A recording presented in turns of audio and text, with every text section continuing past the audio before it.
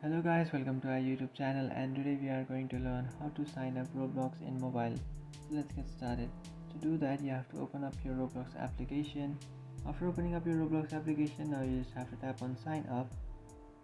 After tapping on sign up, now you have to select gender. So after tapping on sign up, now you have to select your date of birth. After selecting your date of birth, you have to enter your username. After entering your username, you have to create a password for your account.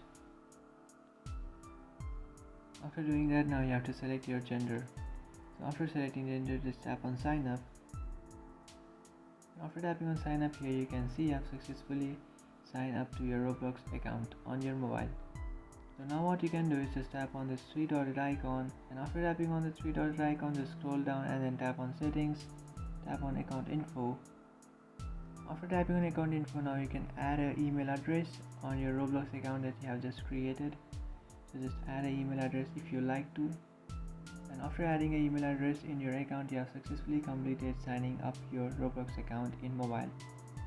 So that's it guys, this is how to sign up Roblox in mobile. If you find this video helpful, don't forget to like and subscribe to our channel. If you have any doubts, feel free to comment below. Thanks for watching.